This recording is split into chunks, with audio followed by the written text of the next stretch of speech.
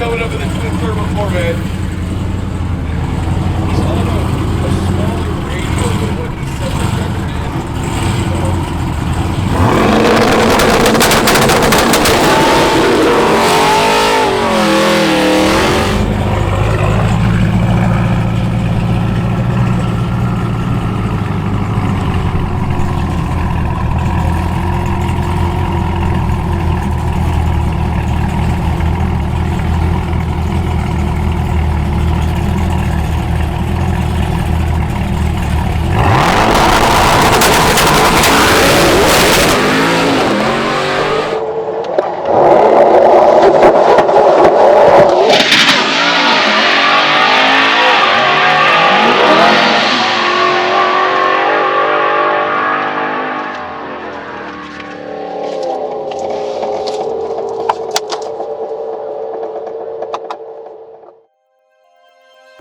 Womp, womp, womp. Back at the shop Monday morning.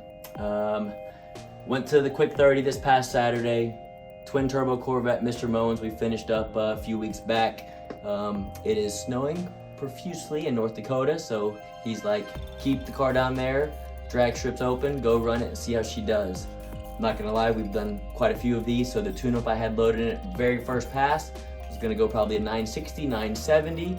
I was super excited. The weather was super cold, but I had good plans for the day, and it ended very quickly.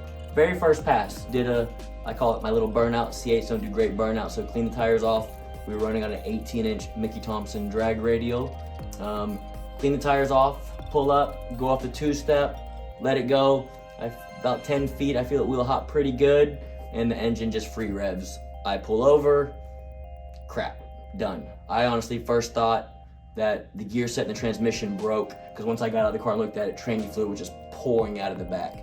And I was like, oh, that's gonna be an expensive fix, but just like anything with the different year models, we have to keep pushing the limits and breaking stuff, so we know what to upgrade to eventually keep these things bulletproof at 1,500, 2,000 plus horsepower. So, back at the shop here Monday, and again, I thought it was a transmission, gear set broken.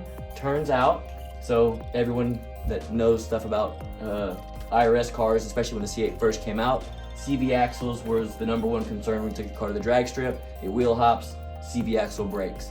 Obviously with all of our builds, we include billet, CV axle, and everything. So took it apart. Once we got on the rack, CV axle looked good.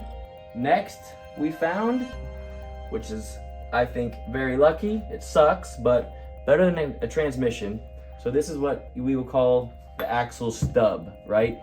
So from the factory, this piece here is in the rear end, and then the CV axle bolts right to it, okay?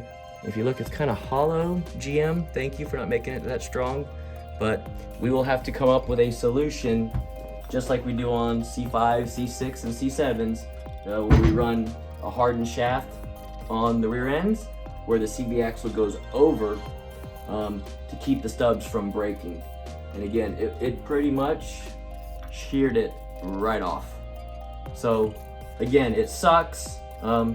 It's racing, parts break, and now we can come up with a solution to try to make this like a billet stub, to try to make it a lot more beefier, so if it does wheel hop in the future or put more power to it and want a 60 foot, even better than the world record car that we ran, it'll try to stay in one piece and do a nice little wheelie as she runs 8s or 7s in the future.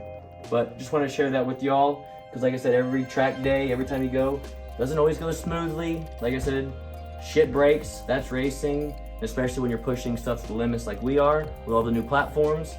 You gotta find the weakest link, fix it, and go back. So we're in the process. We'll have this fixed hopefully next couple days, at least have it back up and running while we R&D something stronger than this.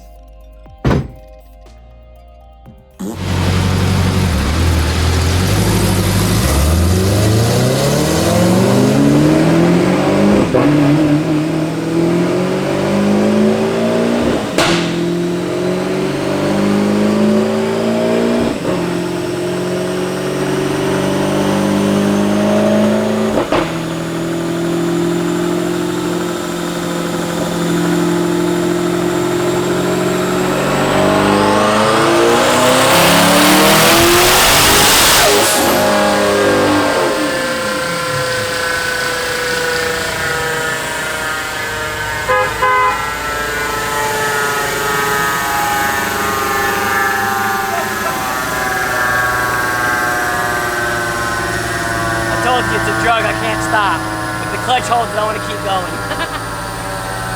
Oh, that's too easy. I got it. Yeah. I told you you'd make over it.